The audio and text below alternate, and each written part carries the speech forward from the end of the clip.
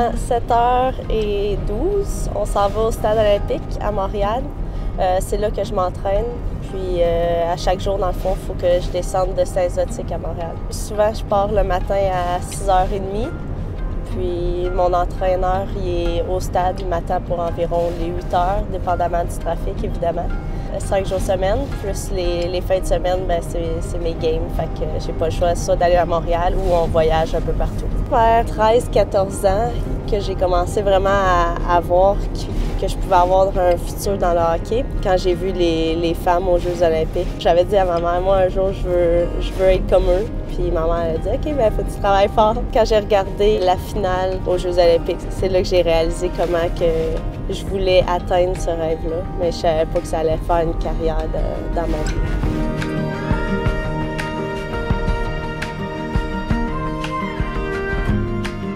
Ce que je dirais à ce petit gars-là ou cette petite fille-là, c'est vraiment que la persévérance, c'est ce qui va t'amener loin.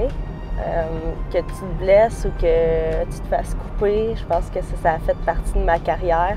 Puis c'est vraiment de jamais abandonner puis de continuer à persévérer au travers de tout ça. Puis si tu es content dans ce que tu fais, si tu as la passion pour le hockey, je pense que ça va t'amener beaucoup plus loin que si tu le fais juste parce que tu dois le faire.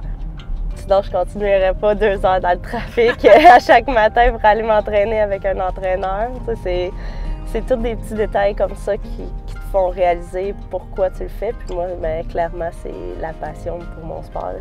Aussitôt que je suis dans le gym avec le monde de mon équipe ou mon entraîneur, ou quand j'arrive à l'aréna avec les filles de mon équipe, c'est là que je suis vraiment heureuse. Puis c'est ce que j'aime le plus faire, c'est jouer au hockey.